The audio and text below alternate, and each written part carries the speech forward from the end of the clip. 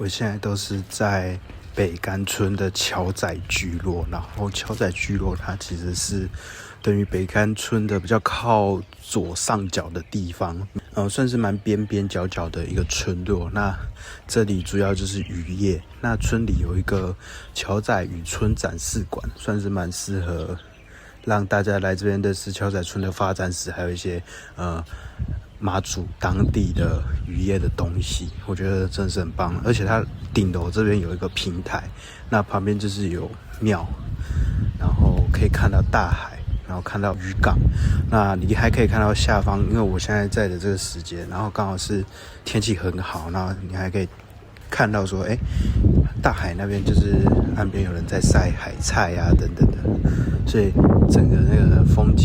情就非常的惬意。那今天也很幸运，天气也是很好，所以在桥仔这边整个感受都非常的舒适。而且马祖我觉得到了5月还是会有凉风，有一只猫然后马祖这边真的很多猫，狗没看到几只，然后猫很多，特别是竟然还有流浪猫这样，在慢慢的跟着我走。那另外的话就是等一下又要再去一次大球，就是我另一个比较后来才来的朋友，他还没去过大球，所以等一下我要跟他从桥仔搭船到大球。那从桥仔搭船到大球大概10分钟左右，也是很方便。我来看看可不可以跟这只猫玩。它躲进车底了。有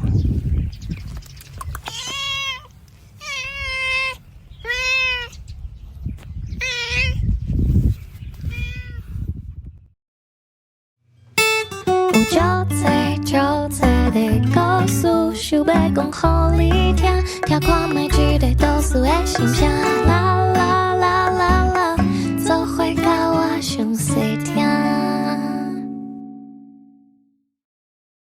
地方故事、人物故事，还有那些你我身边的大小事，让我们一起听故事。欢迎收听叙事圈，我是阿燕。隔了2个礼拜，然后要再来上新的一集。那这一集我想大家应该都能够预料得到，就是跟着声音去旅行的马祖篇的第2篇。那第1篇我们讲了南竿，那接下来第2篇就要来讲北竿。这一集就废话不多说，就让我们开始讲我的这个北竿之旅吧。其实南竿它相对于北竿是更大啦，所以应该也是有更多的景点，但是我们当初我跟朋友的安排后来变成说在北竿大家待了比较多天，就是因为彼此的这个时间有点不太一样的缘故。那总之我们在南竿大概待了1天之后就去北竿了，反而在北竿待的比较久。那初到北竿的时候，其实我还蛮惊讶的嘛，因为你坐船一到南竿港，出了南竿港之后，其实就是一个相对你可以感觉到是一个比较热闹一点的地方。但是北竿很不一样哦，你在北竿的这个白沙港这边，它相对来说真的是还蛮简陋的啦，就是有一个码头，然后旁边好像也看不出有什么旅客中心等等的建设，那就很多停车格这样。那我们一上岸，其实就刚好民宿的这边有派人来接送，所以就没有在那边停留太久。但对我们来说，看到北竿的白沙港的初印象，反而是觉得这边真的相对蛮更简陋一点。对，那其实就这样子，然后我们就搭上车往北竿最热闹的唐崎村前进。再讲另外一个北竿初印象，因为其实我们在南竿的时候有听到当地人就跟我们分享说北竿的路会更陡更难走。我们在南竿的时候其实已经见识到说它的那个路几乎都是开在山上嘛，所以都有很多那种险降坡啊、险深坡或是什么大弯这样。那北竿他们说那边的路更难走，但我觉得啦，可能那一天坐车吧，那个时候刚坐车，所以就觉得说好像差不多，就是你说难走嘛，难走，但是有到比南竿难走吗？我倒觉得不一定。那再加上后来我们骑车一直到北竿绕了很多圈，然后觉得说其实好像也还好啦，相对于南竿，北竿的这个路也是差不多的陡峭，对，只能这么说。那总之我们在一开始的时候就直接开车前往唐崎村到我们这次要住的民宿了。简单介绍一下唐崎村这里好了，它其实就是整个算是北竿的市区，北竿的闹区，这样所有的不管说餐厅啊，或者是说你要租车啊，你要搭飞机啊，其实都在唐崎村这里，所以基本上很多人都会选择去唐崎村这边的民宿去居住，而且它其实旁边就是海，所以其实要有风景也是很方便的。那当然也会有人可能去什么芹壁啊，去板里这些地方也是很不错，不过相对来说机能就比较差一点。这边只是给大家一个建议，就是说如果你要去马祖北竿玩的话，我会觉得住唐崎村会比较好，再加上其实北竿岛不大嘛，所以你就住那边，然后再靠着交通工具四处游走，我觉得其实都很方便。我们大概处理好民宿的事情，因为其实中间有一些延误啦，那也就是因为老板可能太忙了，然后他刚好不在，所以我们中间有一些来来回回用了很久。那总之差不多结束之后，我们就决定要去附近的另一个村落叫板里村前进。板里村这边有一些特色的地方，包含说它有一个蛮长的沙滩叫板里沙滩，然后在板里沙滩那一带，就是它板里村的那一带，其实还有一个传统的宅地叫板里大宅，那其实都是它的地标。不过我们在去这些地标之前，其实我们是先去了一个比较不一样的地方，叫北海坑道。如果你有听上一集的话，南竿其实也有一个北海坑道，那我们这次又去另一个北海坑道，那它又有另一个名称叫五沙坑道。这个坑道说实在，它就是有那个路线可以走，它其实是很隐秘的，然后你到那边之后，它有规划停车场什么，你去停车，然后沿着路走进坑道，你会发现说它真的能深入走的地方没有很长，因为它大概到前面一小段之后就封住了，所以你也看不到坑道的那个潮水啊，或是更后面坑道的风景。主要是因为在2016年的时候有发生这个巨石崩落啦，所以那个时候本来是无限期封闭，那后来直到2025年觉得说地质应该比较稳定了，所以才重新整修开放，但是能走的地方很有限。不过我们当天还是有稍微的这个讲出来算不算犯法？总之我们还是有稍微的去看了一下里面，就稍微也没有真的就是走到很里面。那总之这个坑道有一种怎么讲魔幻感嘛，因为它旁边就是大海，那大海的那个潮汐、浪花声啊、拍打声，如果你等一下听，你其实也可以听得到，我有录那个浪花拍打声。那它就是你可以看到那个潮水就这样来来去去，然后在这个坑道里面这样子回荡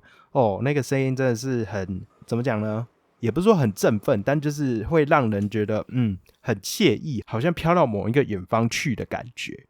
那这个坑道其实也是以前那个所谓北海计划去启动的北海坑道，在这个坑道同样的也是有很多的军人啊，他就是因为过劳啊，或是一些地质的损害啊等等，然后就牺牲，而且是超过100人的。那我觉得如果可以的话，这个坑道也是可以多加做一点宣传啊，而且也是为了要纪念这些不幸牺牲的士兵嘛，所以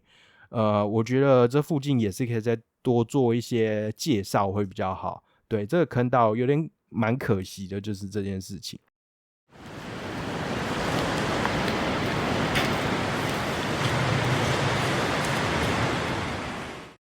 那离开北海坑道之后，我们理所当然就是再往村子里面去，这个板里村的算是中心点吧，叫板里大宅。板里村它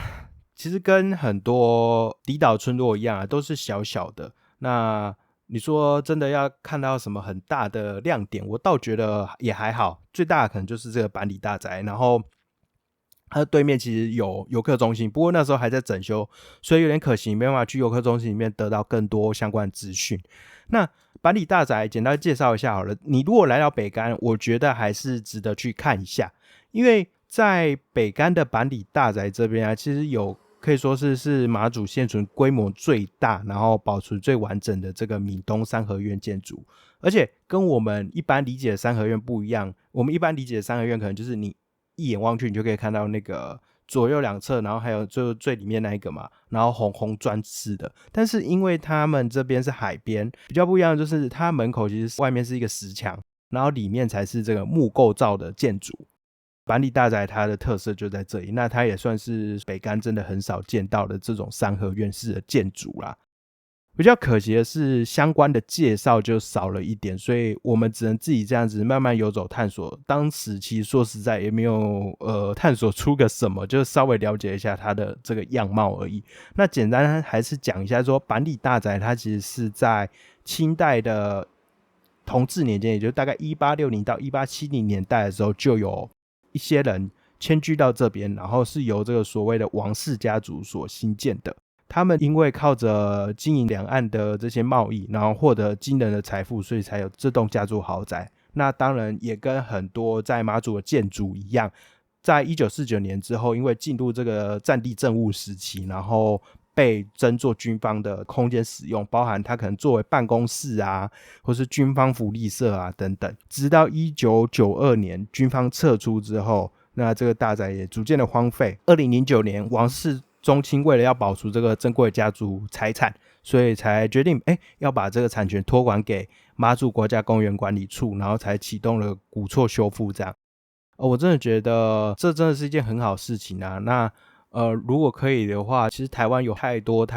这种非常优秀的古迹古建筑，但是就因为它是私人产权，所以决定权当然就是在这个拥有者手上。那有些人可能就不知道或是不会去重视它的这个文化的价值，然后就把它改造啊，或是把它直接卖掉产品之类的，那就真的很可惜。我们曾经有过的风华的面貌都逐渐的被抹去。那还好像板里大宅这样子，他们自己的家人就觉得说应该要保留下来，然后才让他能够有机会继续留到这边。板里大宅刚才有说嘛，它外面的是用这个石头砌成的，那比较特别的就是它这个石头啊，它是用一种人字砌法，它的象征其实是就有点人丁兴旺的感觉啦。然后如果你是可以看到它屋顶的话，这边的房子屋顶都很有特色，就是他们会在瓦片上压这个花岗岩。第一个当然就是为了防止台风来的时候瓦片被掀翻，然后另外也是兼具透气啊、防风等等的功能。那这个我在后来去芹壁村的时候有看到这样的屋顶，我那时候觉得蛮惊讶的，然后但是有点查不出是什么原因，后来找到相关资讯之后才发现原来是这样的意思。那当然在板里大宅外面会让人家留意的可能也就是一些所谓的军管时期留下来的一些标语啦，什么增产报国啊，然后消灭猪毛啊等等的，就也算是一种蛮有趣的历史遗迹吧。我觉得在板里村对我来说印象最深刻的可能就是我们在参观完这个板里大宅之后去吃的东西了。在板里大宅那附近啊，其实有一家叫做板里古厝黄金地瓜饺的店，那它其实就是一个小小的店，然后开在可能是自己的老家吧。然后他这边卖的就是黄金地瓜饺，就我上一集有介绍过，这个是用地瓜做成的外皮，然后里面会包花生的这种甜点，做成所谓叫地瓜饺，它可以炸也可以蒸。那我们这次不一样的是还吃到变成剉冰式的叫黄金地瓜饺冰，真的夏天吃这个感觉真的是很舒服很清爽。这整个地瓜饺冰上面就是一层剉冰嘛，加了黑糖，然后加了地瓜饺，还有汤圆，然后跟满满的红豆，这样吃起来真的是非常的甜蜜又舒畅。那另外的话其实他们还有卖激光饼，而且比较不一样的是里面这次是放了红糟肉。我们就想说哇，这个激光饼真的是组合非常的多样化，这样那也不愧是所谓的马祖汉堡啦。你可以想象汉堡就是面包中间夹任何东西嘛，那马祖汉堡当然也可以做这样的变化。板里村其实我们当时待了没有很久，然后后来其实又有一阵子回去长崎村那边处理一些民宿的事情之后，才继续去下一个点。那这边就是要介绍后来我们就又去了芹壁村。那在进入芹壁村前啊，会去一个地方叫做芹山播音站的地方。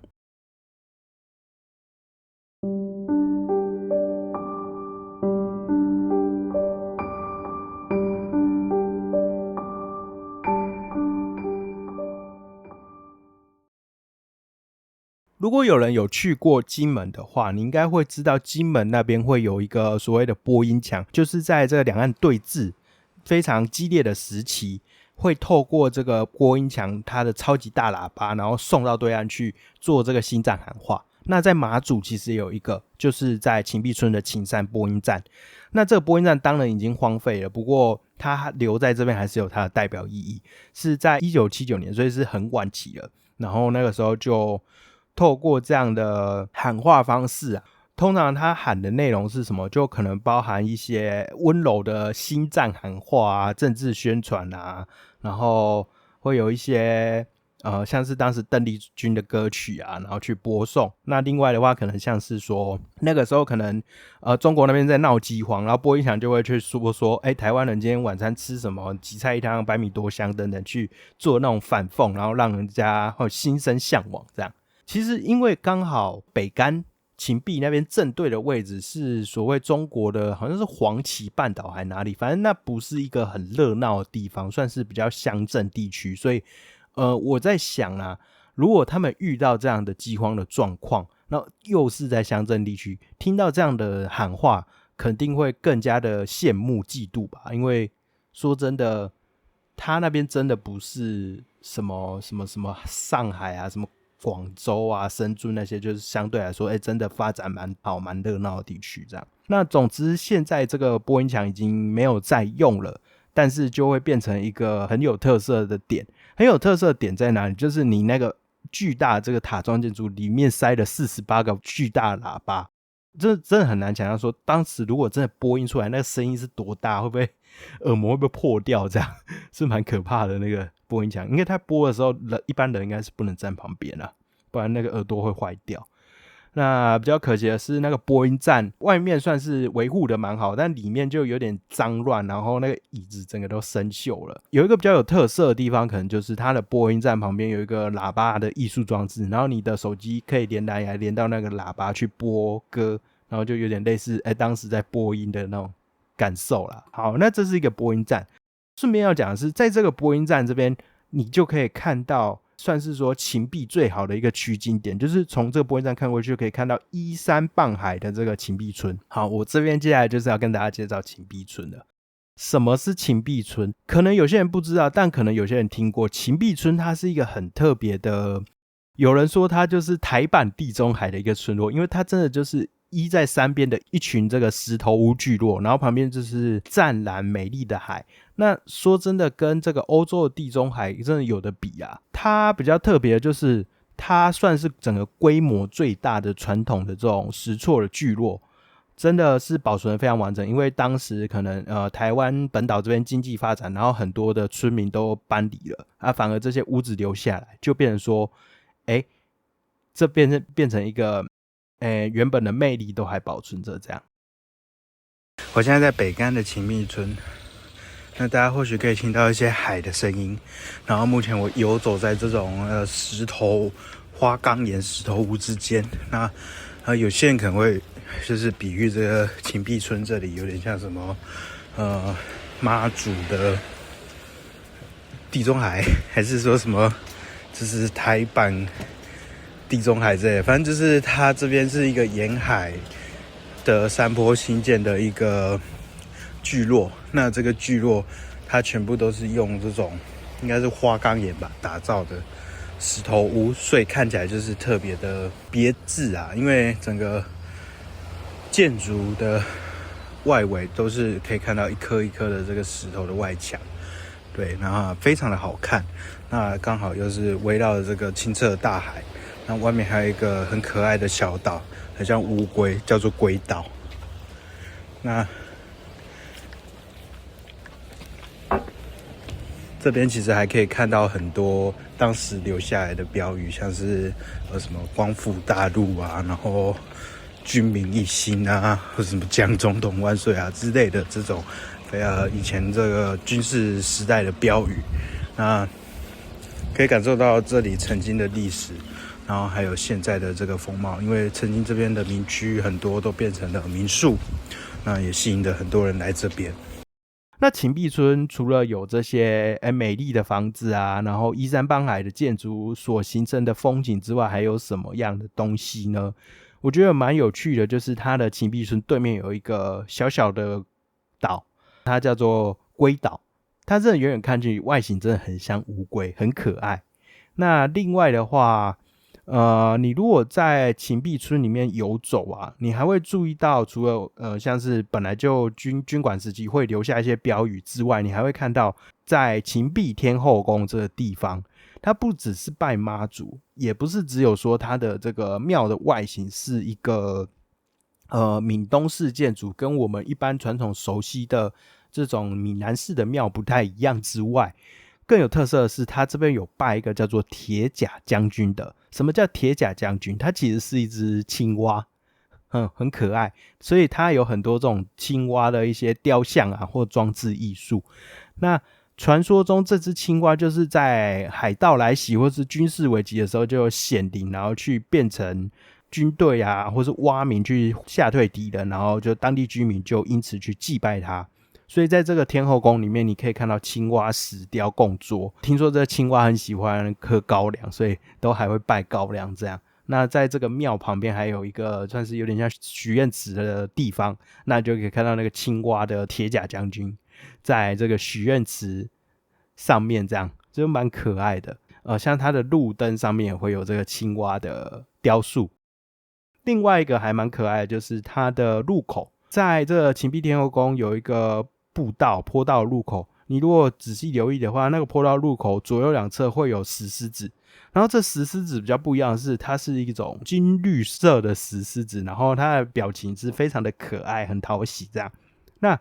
这个石狮子其实是在1968年的时候由军方捐赠的啊，然后我刚才说石狮子有点不太对，它其实是水泥狮子，因为那个时候就是为了要去庆祝坑道开凿完成，然后当时的师长就觉得说天后宫有保佑，所以就赠送了这个石狮子给庙里。所以如果有机会来到芹壁村的话，也可以去找一下这一对绿色很可爱的石狮子，还有这个青蛙雕塑这样。另外我还要推一个，就是在芹壁村里面有一个无人商店，然后它里面有卖那个老酒冰棒，这个应该是其他地方可能都没办法看到的。我知道可能在埔里酒厂之类可能会有那个什么酒类的冰棒，但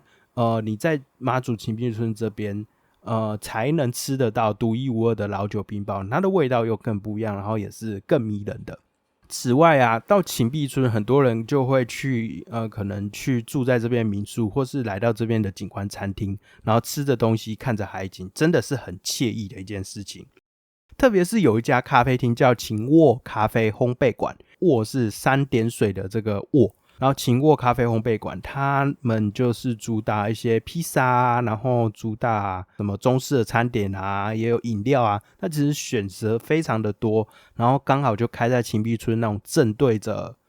海的那种最佳的观景点。那时候我跟朋友们其实就在这个地方啊，我们点了披萨，点了红糟醉鸡，然后就在那边吃着东西看着海，就度过一整个下午，那真的是非常的惬意，非常的舒服，非常的享受的一件事情。那其中它的披萨有一款叫做老酒猪肉蛋披萨，这个一定要点。为什么？因为它真的很有特色，就是披萨里面是有加了一些老酒元素的猪肉在里面，所以吃起来的时候会有酒香，然后再有很多的猪肉咸香在里面。对，那我觉得这真的是只有马祖这边，可能说不定也只有这个秦沃咖啡馆才吃得到的东西。对，那建议的话好像先预约会比较好。我们在芹壁村真的是从白天待到黑夜，其实只有待一个下午，但是很享受那边的这种惬意的风光。到了黑夜的时候，因为就灯都点亮了嘛，所以你去看到的芹壁村就会有一种金黄色的村落的感觉，在这个山边真的是很漂亮。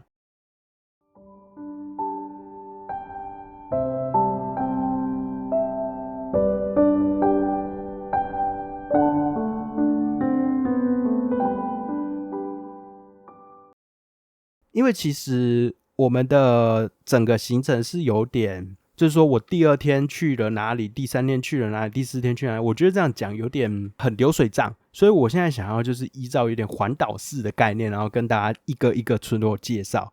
那其实我们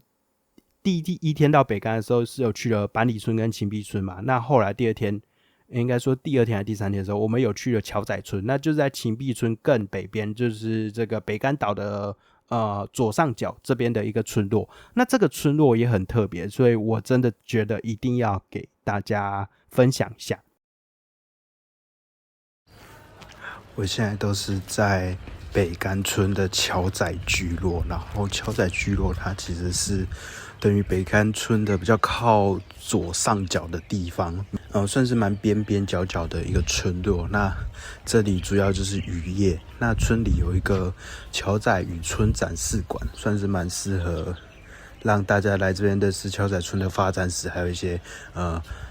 马祖当地的渔业的东西，我觉得真的是很棒。而且它顶楼这边有一个平台，那旁边就是有庙，然后可以看到大海，然后看到渔港。那你还可以看到下方，因为我现在在的这个时间，然后刚好是天气很好，然后你还可以看到说，大海那边就是岸边有人在晒海菜啊等等的，所以整个那个风情就非常的惬意。那今天也很幸运，天气也是很好，所以在桥仔这边整个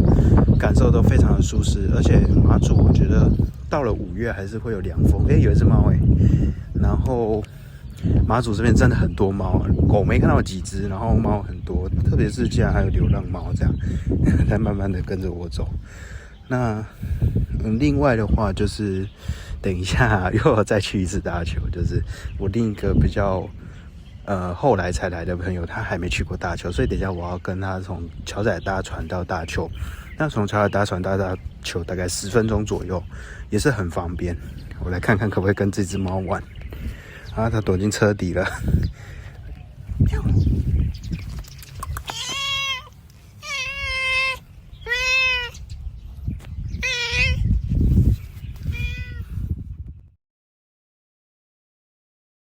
桥仔村有什么特别的？桥仔村先讲它的名字，为什么要叫桥仔？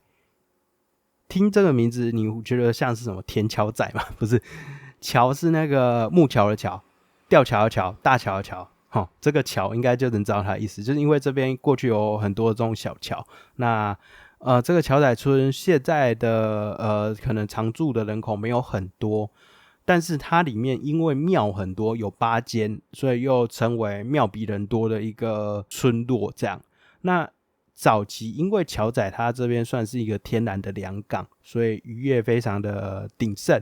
那曾经还是北竿人口最多的村落。不过后来也是因为台湾的工业起飞，1970年代的时候，那加上渔业慢慢的没落啊，所以桥仔村很多人都移民到台湾了。像刚才芹壁村也是，那桥仔芹壁很多人其实都移到桃园，特别是在八德那一带，所以有机会我应该可以去八德看看有没有这个马祖的聚落嘛，顺便还可以有机会再吃到黄金饺哦，那真的蛮好吃的。好，那如果你有来到桥仔村啊，你会想说，这边就是一个很惬意、很舒服的小渔村，然后有一些石头屋，然后有的石头屋就很破败，然后没有住人等等的。那还有什么？这个时候你就一定要去一个地方，叫做桥仔渔村展示馆。这个地方我非常的推荐。桥仔渔村展示馆啊，它不只是一个村落里面的小小的展览空间。不止桥仔，我觉得根本就是一个北竿的渔业的一个故事馆啊。对，那这个展示馆其实过去曾经是晒虾皮的盐仓啊、鱼寮，那后来又作为国小的校舍，甚至曾经作为马祖酒厂的北竿分厂。那总之后来慢慢的到2000年之后就转型为渔村展示馆。这个展示馆里面当然是有展示出桥仔村的历史文化等等。那其中有很大一部分是在介绍说这边的渔业，包含一些传统的渔法啊，然后一些渔具啊，非常细致的去讲。特别要提的是，这边以前过去有这个非常繁盛的这个虾皮产业的活动。那虾皮，我以前就说到虾皮，大家可能都会想到那个购物平台嘛。对，然后我以前的认识就想说，虾皮是不是就是一个虾的皮？对，我想说虾这么小只，然后它的皮到底要干嘛？好，你大一点的虾好了，它的皮不是我们吃了它壳就丢掉吗？然后后来才知道原来虾皮是一种非常非常小的虾，有点像虾米，但是就是在这边是在介绍说，它的虾皮的产业是怎么样的运作。对，那我觉得就很值得来这边看一下，去认识说，桥仔村还有这边传统渔业的故事。那此外，在这个展览馆的2楼就是一个凉亭，然后刚好靠着庙，你从这边看过去可以看到这边的港口，然后看到海，看到庙，看到蓝天，我觉得那整个真的是非常的舒服。那除了渔业展示馆啊，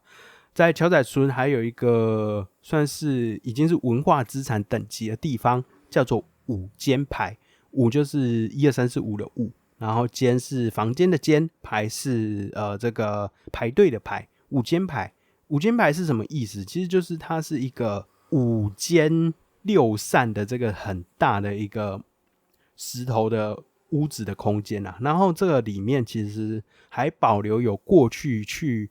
进行虾油腌制产业的空间的一个民居。对，那现在当然就是开放，然后作为一个展示空间让大家去参观这样。所以你在这5间盘里面，你可以看到过去这栋房子的历史，然后看到这边的产业有什么特色。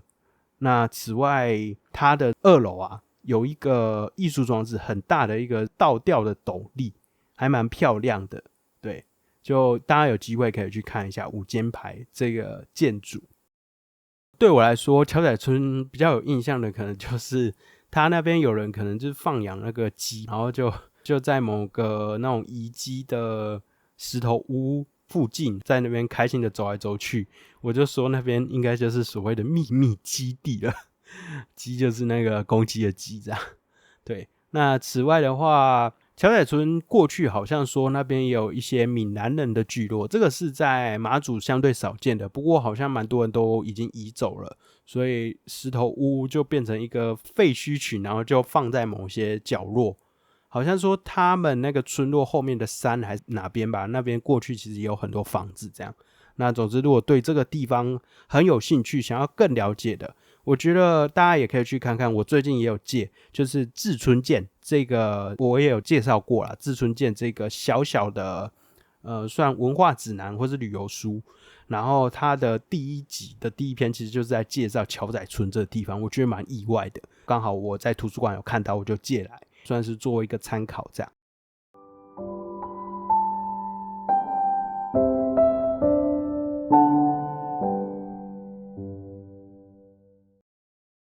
那最后讲完这个桥仔村之后啊，我们再回到唐崎村的对面。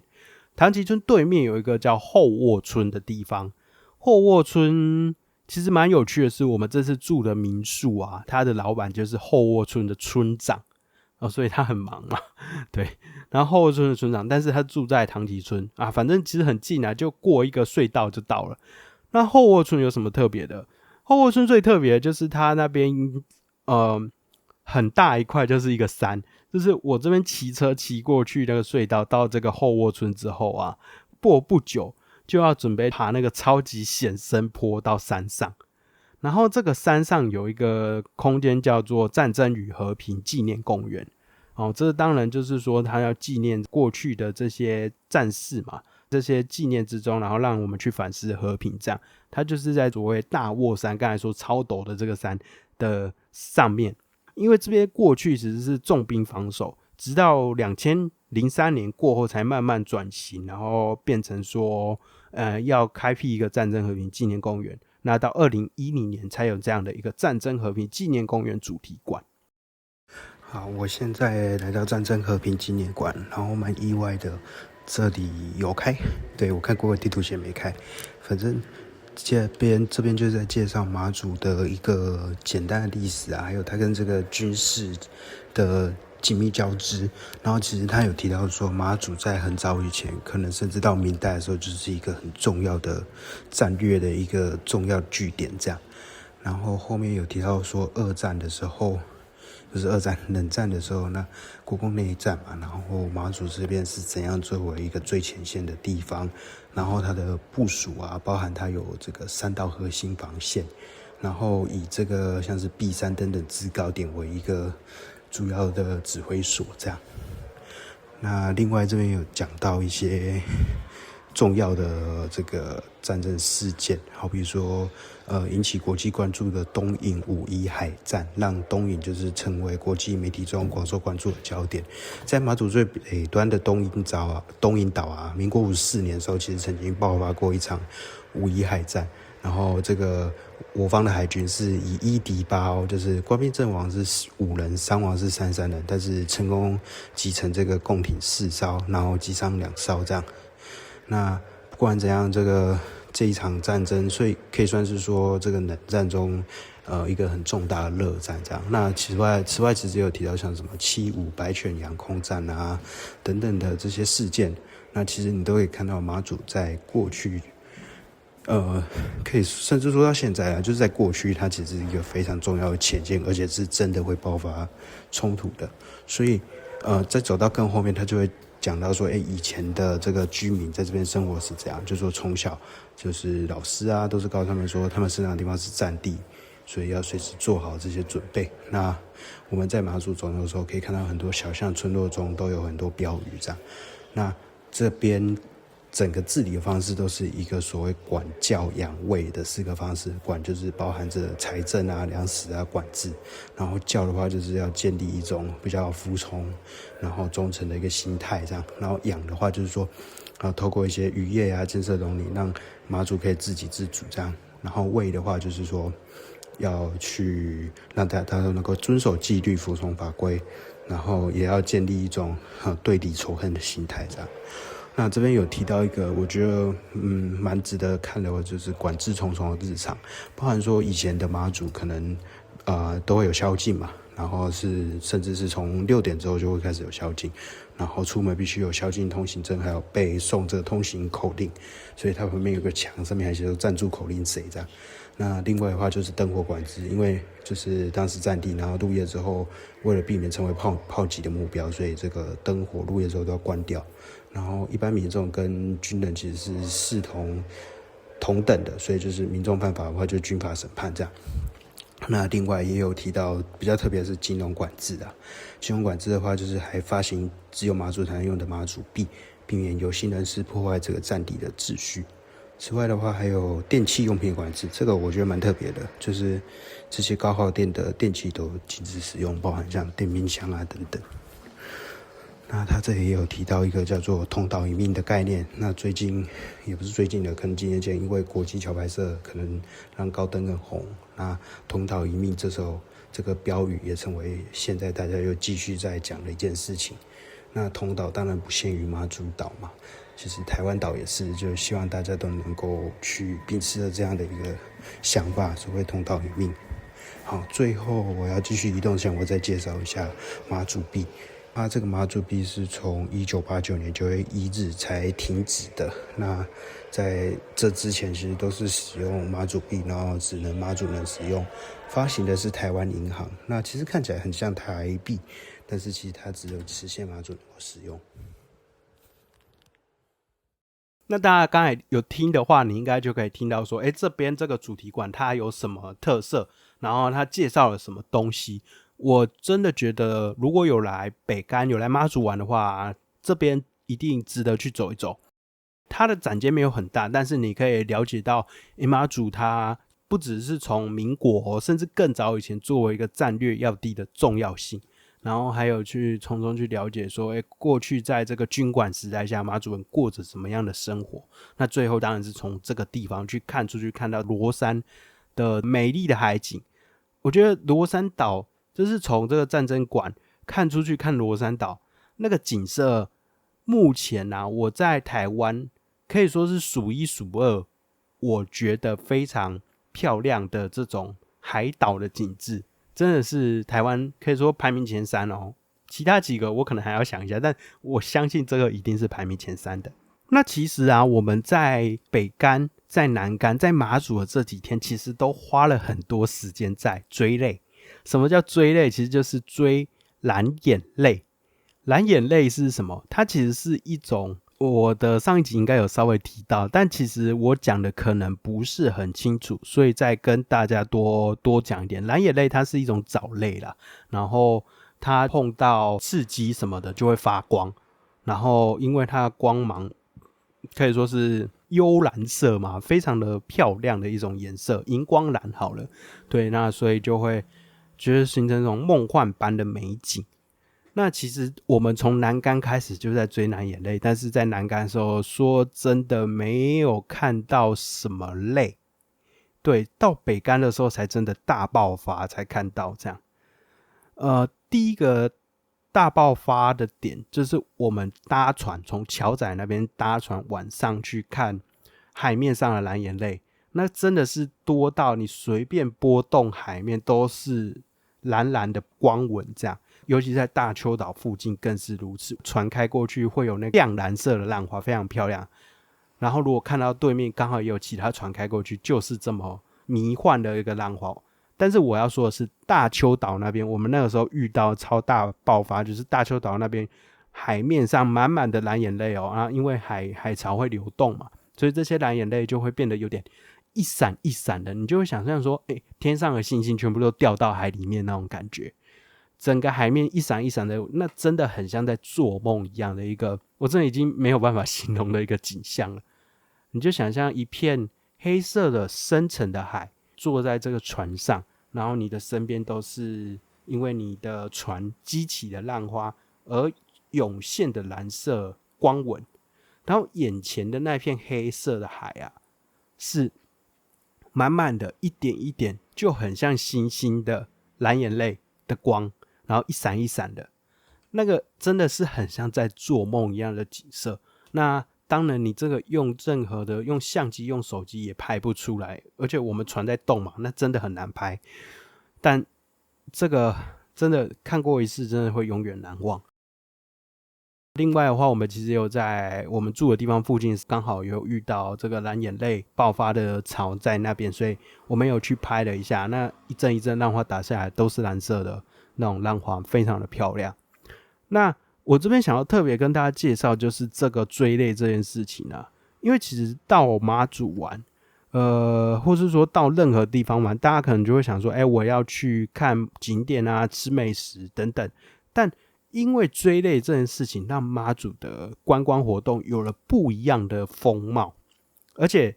也是可能不知道多久以前因为这个蓝眼泪的照片吧广传之后，让它变成一个观光亮点，然后重新活络了马祖的整个经济啊观光这样。我觉得这个活动啊，它不是单纯就只是说我的旅游多了这东西还很有乐趣，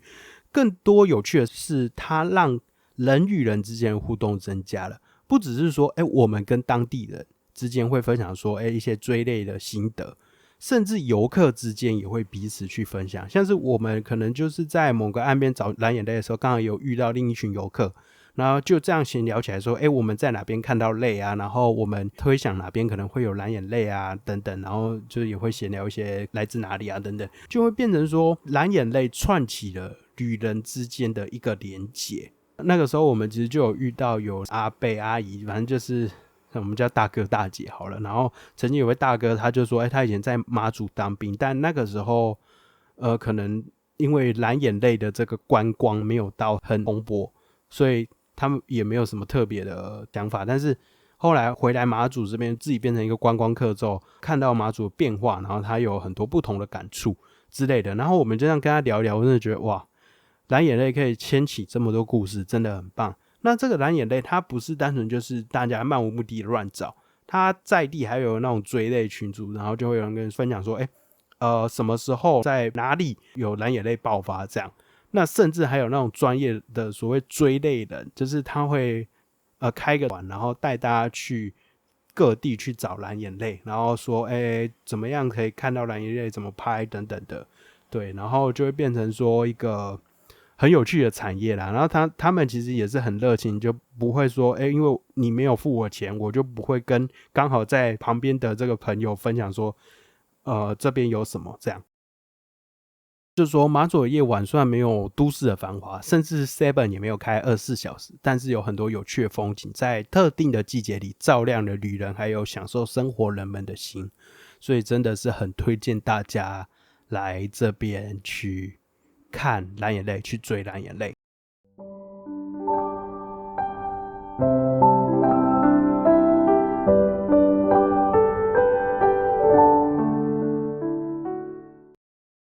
最后啊，我想要来再跟各位分享一些妈祖的美食。对，因为其实前面我觉得我上集在讲这个食物的时候讲的不是很好啦。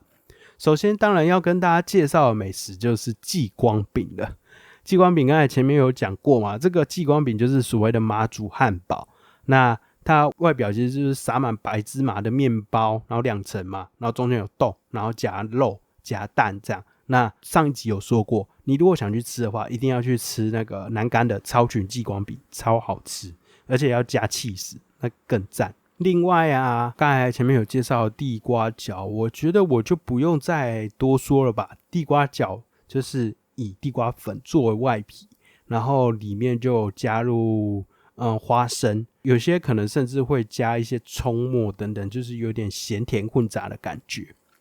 那为什么会有这个地瓜饺？就是因为马祖它的地理环境相对贫瘠嘛，然后种地瓜可能比较好生存，那也因此大家就是逢年过节想要庆祝，就变成说把这个地瓜拿来做成饺子，所以变成地瓜饺。我自己目前吃过的就是炸地瓜饺跟地瓜饺冰这样，还没有吃过真的，听说真的味道是还好，对。然后我个人最推是用炸的地瓜饺。另外想要跟大家推荐，另外就是老酒拿铁，这是我们在马祖这一段期间一直去不断尝试的一个饮料。为什么呢？因为他们的全家有在卖这样特色的饮品，虽然一杯不便宜，但是我们好像几乎每天都会来个一杯至少啦。对，因为就是它不是单纯的拿铁咖啡，它里面又有一点酒香在里面。那当然它好像也没有真的有加入什么很多酒精啊，这就是一个风味，所以就喝起来让人家觉得还蛮不错的。所以如果你有到马祖，一定要到那边的全家去买老酒拿铁来喝。我甚至在离开马祖前，在北竿搭机前，我还特别又再去全家买了一杯老酒拿铁，去做一个最后的告别。对，那另外的话就是要说，像是老酒啊、红糟等等这些东西，在马祖真的非常多，就是老酒什么什么料理，或是红糟什么什么料理，这些都值得一试，因为它真的让这些饮食增添了不少的香气。特别是我想要再另外推荐一个，这个店家是在北竿有一家也是很有谐音梗的店，叫做忠于原味海鲜炭烤。鱼是这个水字旁渔业的渔，忠于原味海鲜炭烤，这是发挥着台湾人的谐音梗。然后在这个海鲜炭烤里面，他就卖很多各式各样的海鲜料理，当然其中也包含可能马祖才比较能见到的一些海鲜。那其中刚才有说到红糟嘛，想要讲的就是因为它有一个红糟炒饭，我这边要讲的是它那个炒饭真的超级超级大碗，它是用一个很深的那个底部很深的碗去装，然后我们真的是挖了好久才挖到底。我在想说怎么可以这么的算佛心吗？也不是，它不对哦，它这个真的就是一般炒饭的价格，就是你如果在北部吃炒饭可能大概100多块，它这120块的红糟炒饭超级大的一碗，然后我们就这样一直挖吃到很撑。那此外我们当然有点一些海鲜啊，其中最特别的这个就是要跟大家介绍，叫做佛手。佛手是什么？它其实就是一种藤壶，某一种藤壶，然后它的外观只是长得有点不太讨喜，有人说很像乌龟的手，我自己有养乌龟，我觉得有一点点像，但是还是有点差别，反正就长得很奇怪，很像那个什么怪物的爪子。这个佛手啊，它要怎么吃，就是要像那个咬瓜子一样给它咬开，然后去吸里面的肉。我自己吃了，我真的觉得好鲜哦！我自己不是很喜欢那种太鲜味道的人，但那天真的也是因为我们就那个时候剩下2个人，然后就点了一盘嘛，然后我们就是吸了一堆佛手这样。但我觉得啦，如果你来马祖，还是值得去尝一下这个很特别的料理，叫佛手。真的不是很好咬就是了。好，那另外我这边漏掉讲一个，就是上一集有提过的叫顶边虎，它比台湾可以吃得到的顶边错还更加的好吃，更加的丰富，因为顶边虎它的料是用的很丰沛，然后很浓稠的，对，就我觉得吃一碗真的是饱足感很高，不像顶边错可能就比较汤啦。那顶边虎的话就比较推，就是前面有提过的那个狮子市场那边的店。好，另外的话还要再讲一个是老酒，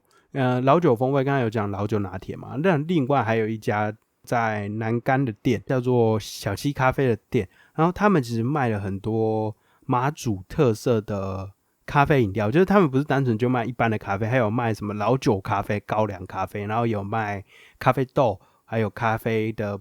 咖啡包。然后我自己喝过，我就觉得味道很特别，高粱咖啡那味道有点重了，然后老酒咖啡的话比较好一点，然后它就是会散发那种酒香，但是它是咖啡，所以也不用担心说你喝了会醉这样。总之还蛮适合当做伴手礼去送给朋友的，因为它那个老酒咖啡绿挂的组合，那个3口味3合1的，它外壳还有特别设计过，然后还得了什么设计奖吧，那个盒子是结合马祖在地的传统节庆，总之是非常值得去送给人家的一个礼物。那另外说到送礼啊，我特别也要再提一个叫做金银花糖。这个金银花糖就是可能在一些伴手礼店可以看到，然后它有点类似喉糖、薄荷喉糖，但是它没有那么凉，然后有一点甜，它是用那个马祖在地的金银花去做的，那也是蛮适合送给人家的这种伴手礼。那当然除了这些之外，马祖还有很多很特别的伴手礼，所以有机会来马祖玩真的值得多花一点钱去买。好，那以上就简单的分享我这次在马祖5天4夜嘛，反正就很多天很多夜，然后包含北竿南竿的行程。那这一次下集跟大家分享的是北竿，大家也有听到穿插在这个我讲话之间的一些当地现场录音的介绍啦。那期待之后能够有机会的话，去其他不同的地方去旅行，也可以多做一点这样的收音，让大家去感受到最原汁原味、最现场第一手的这种旅行的声音、声景，还有当初我得到的那种感受、那种感动，这样。好，那如果大家有去马祖，或是甚至你就是马祖人的话，都欢迎来跟我分享你的一些心得啊，你的一些推荐，对，真的很诚挚的邀请大家，就是有的话都可以来分享，这样。好，那听完这次分享你还喜欢吗？有任何想法或建议都可以透过社群连结的问卷告诉我，也欢迎加入路边说故事带群组一起来交流。如果心有余力的话，也可以到下方链接赞助平台给我一点小小的支持哦。那今天故事就说到这边，我们下次见。